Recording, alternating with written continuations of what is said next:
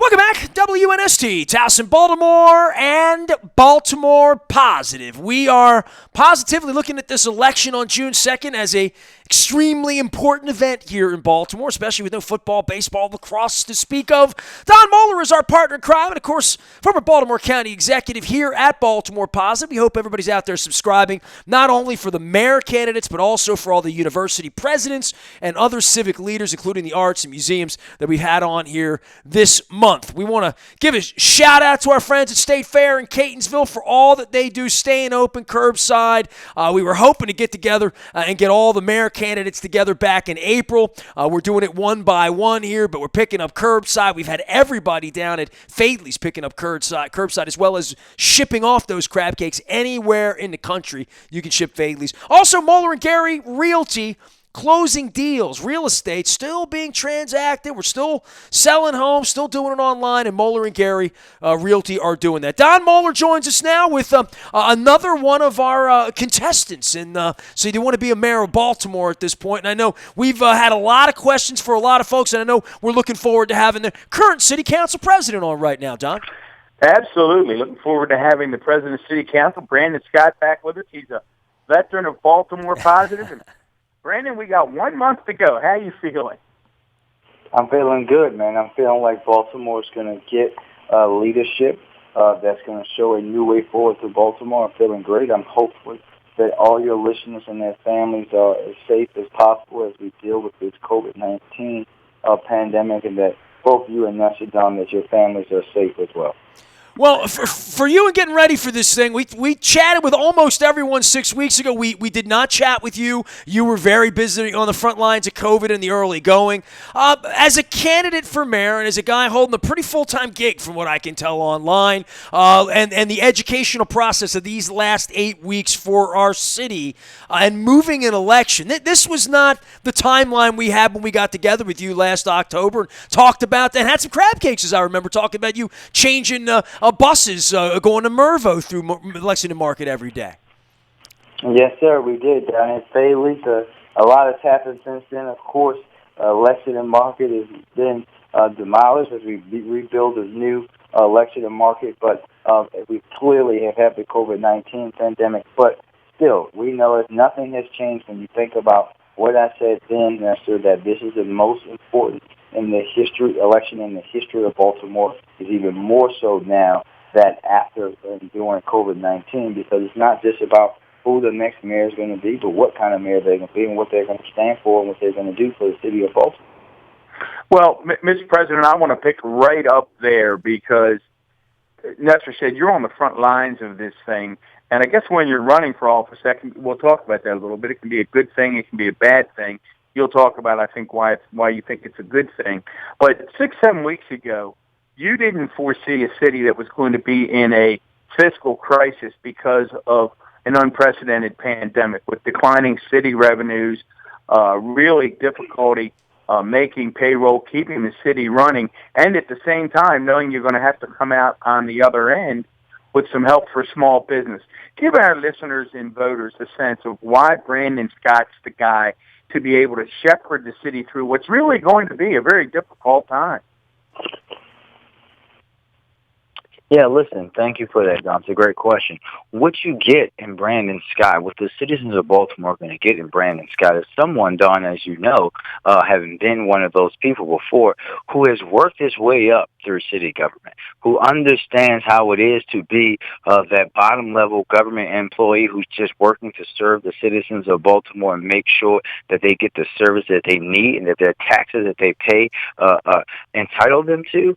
And also a worker who was there when we went through the Great Recession, and who was one of those people who was furloughed and understands how that impacts. And as someone, again, is different for me than everyone else because I grew up poor and black in Baltimore during this generation. I'm the only person in this race, Don and Nestor, that's a graduate of Baltimore City Public Schools in this millennia. It's different for me. It's different when you've lived it on every side of it, and now you've worked your way up through government, understanding, working in the mayor's office, working in the council president's office, becoming a council person, becoming the council president, understanding how budgets are made, how you have to make tough decisions, how you're going to have to not do what was done before. What was done during the Great Recession is that the budget was balanced on the backs of the people who needed it the most. Because what did they do? They closed rec centers. They closed fire companies. They did things that we did not need to do. We need a leader who has all that institutional knowledge, but is also wants to build a new and better way for Baltimore, who will do the tough work, who will be able to bring everyone in the city together. And you've seen it. The polling has shown over and over and over again, there's only one person in this race that had double-digit support, white and black. The only person that can communicate, young, old, rich, poor, gay, straight. And when you're going through a time like this, you need someone that can bring the city together, that has that experience, but also it's not the time for us to go back. The time for Baltimore is time for Baltimore to move forward with leadership that has that understanding and has the capability day one to operate and function and stand on the shoulders of the people who work hard to get Baltimore to the point where we are now, to take it to our highest heights. Brandon, you understand the inside and the works of this. Where's the money coming from, and how will you delegate that differently than, let's say, Pugh did or Jack is, and he's only been there a short period of time? I don't think it's a full report card on him, but on previous administrations, right, and where that money, to your point, things have been taken away. I live in the city, too. I see things going away and services going away as well. I don't even see the trash being picked up in the harbor right now in the middle of COVID as I walk around. So just money. I mean, we talk about fiscal crisis and deficits, and Don's spoken so much to the other candidates about that. I wanted to jump that early because you're one of the guys inside of this that has access to all of this and is trying to push this thing forward from the city council level.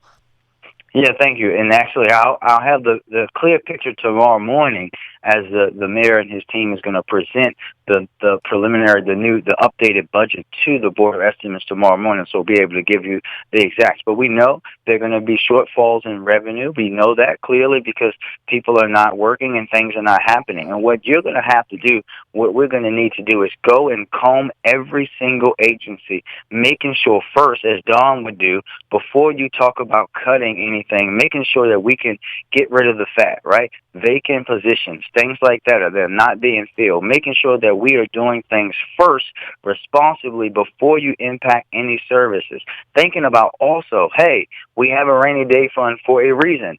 This is the rainiest of rainiest days. This is a monsoon, so to speak, right? We're going to have to consider that's going to have to be on the table as well. And then you have to go and look and make sure that when you're making those tough decisions about how there might have to be some change to services, you have to do that, Nestor, with an eye of understanding what COVID-19 has exposed. And COVID-19 has further exposed the inequities in Baltimore, and that people are being hard hit who couldn't afford it in the first place. And when you're making and thinking about not just this fiscal year budget that has to be approved by the end of June, but the next one is going to probably be just as impacted, and make sure you're being responsible in how you're going through that, but also going with the eye of understanding that, as Don pointed out, we're also going to have to try to help out our businesses and our communities, make sure that we're still working with our cultural institutions and partners so that they who have also have suffered, and we're going to have to. The next mayor is going to have to work with mayors across the country. You know that I was the former chair of the National League of Cities, Large Cities Council, to go to D.C. and say, you guys have to step up and help cities out directly as well. Brandon, there is, I've known you for a while, followed your career, obviously. There is a passion in your voice that grows day by day, and I would imagine, normally when we're together, we can sort of make eye contact with one another, but I can imagine Nestor hears it as well. I hear a sense of urgency in your voice and in your appeal that is a little different from the Brandon Scott that people have come to know, this sort of calm, steady-as-you-go guy. Is that urgency driven by the state of affairs in the city right now? That urgency is driven not just by the state of affairs of the city right now, Don. That's the same urgency that I've had, but now when you have what we're having right now, people have to understand the severity of this situation. That urgency is the same urgency that caused me to lead the 300 Men March movement, the largest anti-violence movement that Baltimore City has ever seen for years in Baltimore, long before anyone else in this race was concerned or talking about violent crime. That urgency is the same urgency that led me to put out that big policy proposal when I first became council president, the first of its time, that included, as you know very well, changing some of the structure of city government, including creating the position of a city administrator, much like the county administrator position that you're very familiar with, because Baltimore is at a breaking point. And if someone who understands how it is to be on the bottom in Baltimore, who lives in a neighborhood that's forgotten or was forgotten unless it was Preakness, unless you have someone like that in leadership, then you won't have anyone that understands why we need to change the way we operate and why we have to take this very seriously, Don, because it could break our city in particular. It can break our neighborhoods where people are struggling to survive as is. Well, one of the, and for those just tuning in, we are with Baltimore City Council President Brandon Scott. Wants to be mayor on June the 2nd, as Nestor and I will say. Democracy is even distance, Nestor. We can say democracy is what? It is not. A spectator sport. We can wash our hands and we can vote too, and we can do it in the mail. We can wash our hands and we can vote. I washed my hands and voted in the 7th a couple weeks ago. Absolutely. Mr. President, you've been talking about so many of these issues for a long time. Let's rapid fire go through some of them. It's impossible. Nestor would punch me through the phone if we don't start with crime, because it's number one on every person's list. We talked with former Mayor Schmoke the other day, president of the University of Baltimore. He said, Don, even today, going back decades, in Baltimore City, it's always about crime and grime. Why should people trust Mayor Brandon Scott to get the crime turned around and make this city safer? First and foremost, Don, again, it's different for me. When you saw your first shooting before you were 10 years old, when you've lost your friends, when you've seen people get shot, when you've had to duck from those bullets, when you had that gun placed in your face and you've been robbed, it's different. It's different for me than everyone else because I actually lived it. This isn't something I read in a book or that I saw in the news or that I saw on HBO on The Wire or on The Corner. That was my life, and that's why I'm here. That's why I dedicated my life to serving Baltimore, because I don't want people to have to live like that. But also, remember, who's been doing it? Who's the one that's was out front saying, we need a comprehensive strategy to deal with gun violence, and had a knockdown, drag-out fight with Mayor Pugh about that and told them until they get serious about it, we're going to have this issue because in Baltimore, the police department only has to listen to one person. That's the mayor. Who was the person that said we needed that? Who was the person that said that we needed a focus on violent repeat offenders and a group violence reduction strategy the way that every big city has reduced crime has done it? That was me. Who was the person that said, hey, you guys are arguing about whether the state's attorney or the police department's at fault for these gun offenders being released, but no one knows? Who was the person that last year got a position into the budget so that someone could analyze that? Who was the person who said, hey, we need to make sure that we're targeting gun traffickers and straw purchasers as well and add them to our gun offender registry list? Who has been the person that every day, every night, the one that people have taken pictures of at crime scene and homicides, the person who's been speaking at the funerals of all these people, the person who spent hours at night in neighborhoods, walking around, no police protection, me and a group of my friends to say, we also have to step up? That's been me. So you know when I get there and I actually have the power and I don't have to ask the mayor to do something that they have failed to do, that I'm going to do it because I'm going to own it. I'm not going to say it's not my responsibility because in Baltimore City, absolutely it's the mayor's responsibility. I won't have to wait. I won't have to pass laws to say we need a crime plan. I'm going to get there in the first day and every day. Every agency is going to know, from the police commissioner down to the public works director is going to know that what they're doing to save lives in Baltimore is the first thing I'm going to think about when I get up in the morning, the last thing I'm going to think about when I go to sleep at night, and it better be the same thing for them. Brandon, I don't know that we talked about the aerial surveillance 6 months ago when we first got together. It was kind of early in your journey to do this and running for mayor, and we thought the election was going to be back in April. It's become a hot topic. I live downtown. No one's leaving the house right now, but I always say, if that's my wife getting carjacked or raped or mugged or murdered or beaten or frightened, quite frankly, that would, I've had death penalty conversations with Martin O'Malley about that. The crime problem hasn't come to my desk, but it has come to yours. Aerial surveillance, where are you on that? That when someone were to come up and hold a gun to your face, that somehow that kind of robbery could be tracked through the sky, as well as in other ways. We surveil almost everything on the streets, don't we? Yeah, so first and foremost, let me tell you, I was arrived at around 9:21 p.m. So guess what, Nestor? It was after the plane dark. Wouldn't have been it. It's after dark. The plane doesn't work at night when we know most of the shootings and homicides in Baltimore happen. So that tells you right there everything you need to know. This is why I've been a opponent of this plane. We had it up in 2016. As you know, we had over 300 homicides in 2016. When I asked this police commissioner and the ones before him, what was the impact of this plane when they had it? How many cases did you guys actually help to bring solve with this? The answer was maybe one, Nestor. And this is why I'm against it. Let's set aside for 1 second all of the privacy concerns and things that people have brought up. Let's just talk about effectiveness, right? So, as you know, I've been for years saying that we need to expand the CCTV camera system and the license plate reader units in Baltimore City because we know they work, right?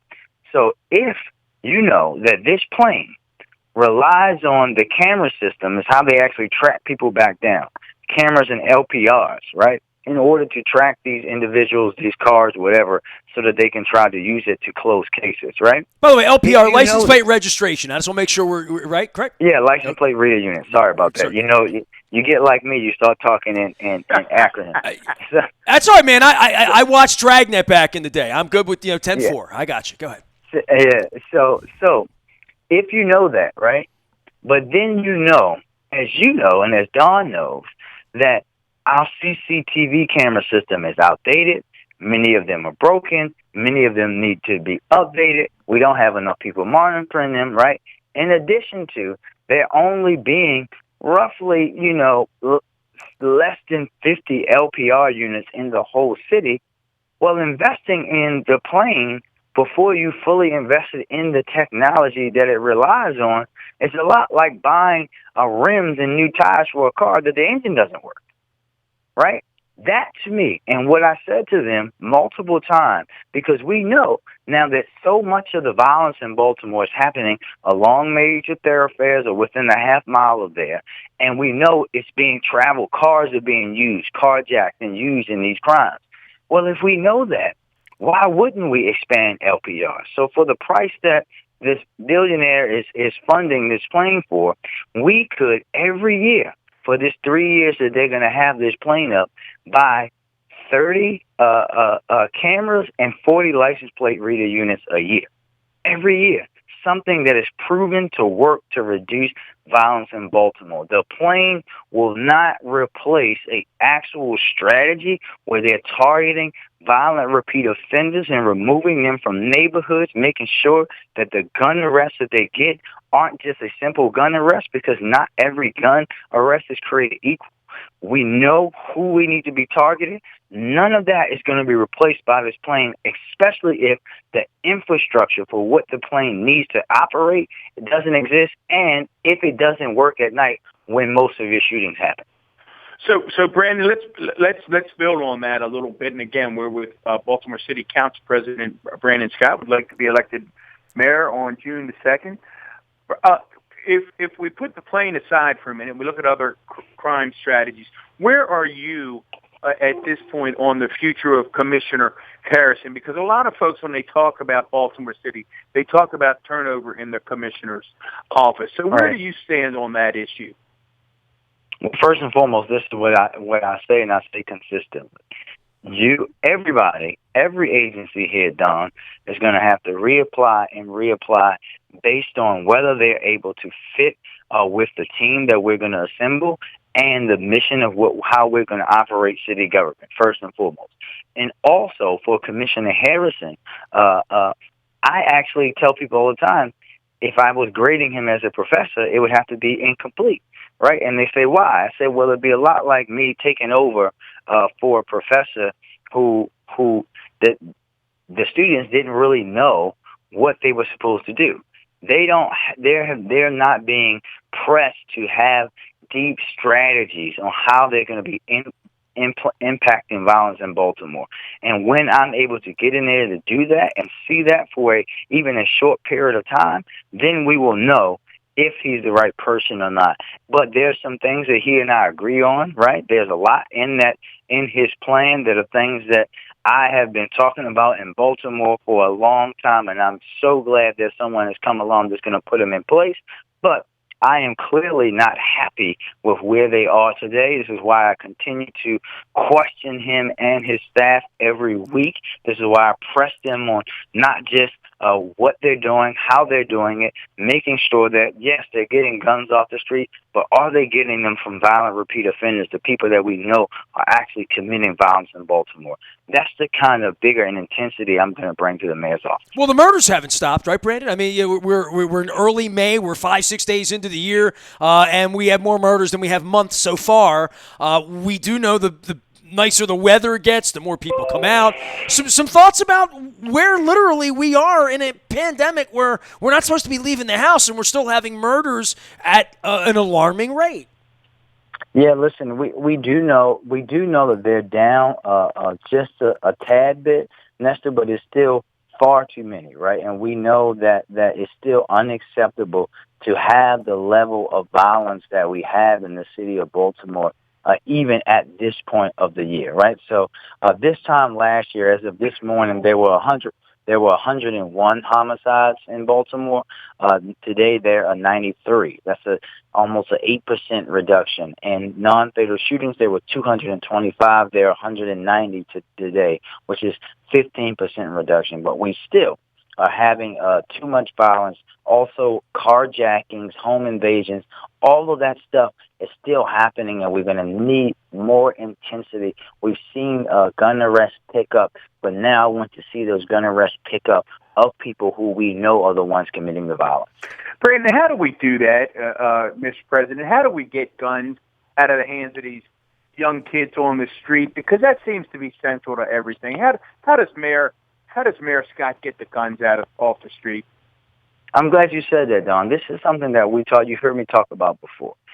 Back in 2018, actually, a young man who now works out in Baltimore County, the Deputy County Administrator, Drew Vetter, when he was Director of Mayor's Office of Criminal Justice, and I worked around this bill that I actually passed, which is making straw purchases and gun traffic as part of the gun offender registry, which they created in the late 2000s, and for some reason they didn't add people who traffic guns or straw purchase guns into the city as gun offenders, which baffled me. But we also had a hearing about guns and their origin. And at the time, the special agent in charge for ATF was Special Agent Sakata. And he and Mr. Vetter brought a map to us that showed the origin of where these guns were coming from. And what I would tell you, Don, is that if I'm seeing that guns that ended up in the hands of young men, young women in East and West Baltimore are coming from West Virginia, Pennsylvania, Virginia, which people would expect, right? But also, excuse me. Sorry, my allergies. No worries, man. It happens. But also that you're seeing them come from Georgia, Texas, and even California, we all know. How many times have you guys seen a police department, BPD, go out and say, look, oh, we stopped all these drugs from coming in from the port or 95 or from wherever, right? Have you ever seen that done with guns? Because there's never been a deep strategy on finding those people. And I heard this not from Brandon Scott, but from a special agent in charge of the ATF on how we need to intensify our approach and track those individuals down just like we're doing these big-time drug dealers. For example, if Nestor's a small corner boy selling some pills or whatever, what do the police do, Don? They try to flip that person up the chain. Why is it that we never do that with guns, and we should? We have to intensify our attack on the flow of guns into the city, treating those people who are straw purchasers and gun trafficking just like we're treating people who are using them. Brandon, for you in this race, and we've talked to all the other candidates here, and there's an inside-outside thing, right? We spoke with Reverend Al Hathaway a couple weeks ago about numbers he had that some crazy number, 70-80% of people wanted someone not already an elected official. I find that to be a little unfair to some degree, especially for those of you who've gotten up every day and served, and you're no happier with the murder number than anyone else. You've been working to try to change it. But I do feel like there is a little bit of a stigma as a city voter to say, I want change. I would say to a lot of Americans, be careful what you got for down at 1600 Pennsylvania Avenue to elect a non-politician. But give us a little sense about, defend yourself, I would say, to say, well, being on the inside, you learn more than you can on the outside. But that does get used against you when things aren't getting better as quickly as people want. Yeah, thank you for that, Nessa. And listen, people have to remember, right? I always tell people, hold me accountable, but hold me accountable for the things I had direct control over, right? Remember, Nessa, that this whole time I've been on the council, I've been trying to make Baltimore's police department a local agency so that I can have direct influence over them, right? So for me, this is what it's about. And I think that, and I love Reverend Hathaway. His son and I actually were relay mates on a track team growing up, so I know him as Pops, so I don't even call him Reverend Hathaway, right? So that's how far he knows me. Has known me longer than anyone else connected to Baltimore politics, right? But what I think also people have to understand is that there's an inside-outside game. But there's also individuals who the citizens of Baltimore have known and been showing them, and they see that have been on the inside that have been fighting for change and deep change, right? And that's what they see when they see me. You can see every single credible poll done about this race, I'm right there. I'm the only one that doesn't change. And no matter what they do or they say, it stays the same. This is even the poll that was leaked out the other day. What does it say? I have the highest favorabilities and some of the lowest negatives. This is why folks are doing what they're doing. They're trying to bring me down because they know that if Brandon Scott wins, it's not going to be the same. The status quo is going to have a funeral, and we're going to move on a new way forward for Baltimore that benefits all and not just some. Well, I'm going to pick up on what you just said and what Nestor said as well, Mr. President, and I want you to give you a chance to respond to this, because what I hear and read when people analyze the candidates is just what you said. I don't hear much criticism of Brandon Scott. What I will occasionally hear is people say, Brandon's a nice guy. He's got a great personal story. You can't dislike Brandon. I'm afraid he's not tough enough to run city government. What do you say to those people when they say Brandon's just not tough enough? I think that's funny and ironic to me. One, you don't grow up and survive at Cold Spring and Park Heights and Cold Spring and Quantico without being tough, right? And I think that when you think about that from anybody, they have to understand what I already made it through. Think about it like just that simple, Don. I'm not supposed to be here by the statistics, but I'm here. And I'm here because I know how to persevere. I know I do not back down from a challenge. Nothing scares me. I will not be bought. I will not be bossed. And that's what's actually scaring people about me. And if you talk to folks in the agencies and in city government, they know that I'm not to be trifled with. That's the people. Like, we've had multiple mayoral administrations who will tell people on background consistently, we don't fear going before the mayor. They're not going to ask us tough questions, but we don't want to go before Brandon Scott. He's going to ask us the tough questions and hold us accountable. That's the reality of what's going on, right? People have to understand. You don't have to yell and scream to get your point across. You can do that in a respectful way, but be very stern and direct with people. And I will always carry what I've been through to get me to this point with me consistently. Brandon, we've seen a lot of leadership, out in display over the last 8 weeks. Good, bad, and ugly, as Don and I have said.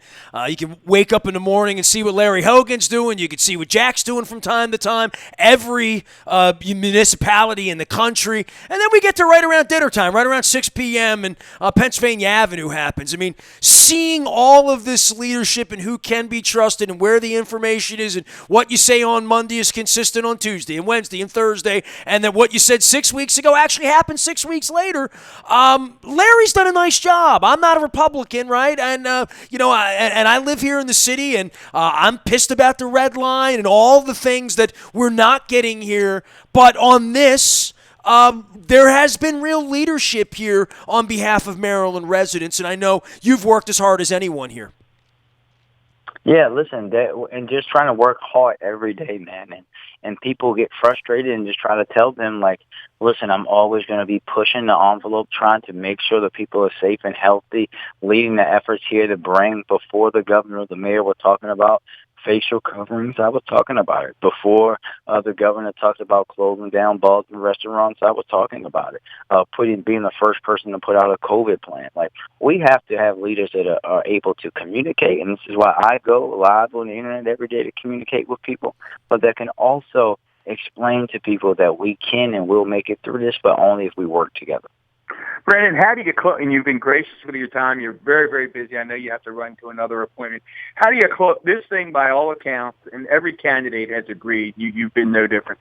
This race is razor thin.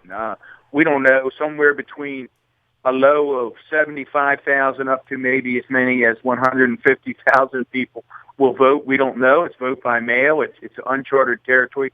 How do you close the deal, Brandon, with the pedal to the metal? What do you say to people? How do you close it out to make sure that when they fill out that ballot that comes in the mail, they fill in that bubble that says Scott? Right. We know what we have to do.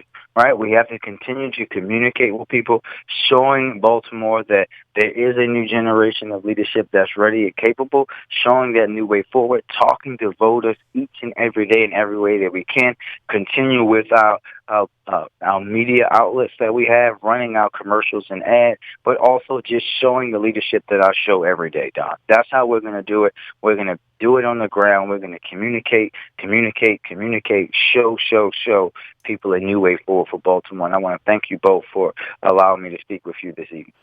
Brandon, appreciate it, man. City Council, I have to call you Mr. President. I mean, Don teaches me all this, parliamentary procedure and etiquette and all that. I remember when you were just Brandon, but that's okay, City Council President. One day maybe we'll call you Mayor. Good luck here in the next couple of weeks. I know it hasn't been an easy position to be in leadership here the last 8 weeks. I tip my cap to you and everybody out there trying to keep us safe. Thanks, man. Thank you. Mr. President, thank you very much. Brandon Scott joining us here on Baltimore Positive. We want to encourage everybody to get back down to Fadley's, where we had crab cakes with Brandon about 6 months ago. You can ship them. You can curbside them. And, of course, they're coming to Catonsville as well, where our other sponsors on the other side of the parking lot at State Fair, where you can get the chicken and waffles to go, as well as some chicken wings to go.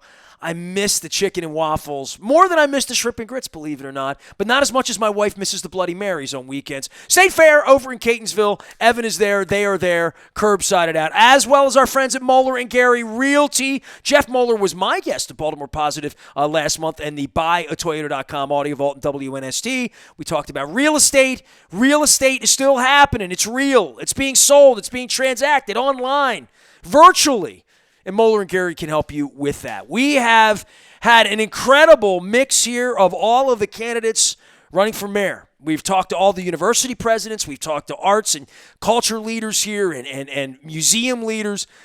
All of it at Baltimore Positive. I am Nestor. He is Don Moeller, former Baltimore County Executive. We are WNST.net, AM 1570. We're keeping calm. We're staying local, and we're always, always Baltimore Positive.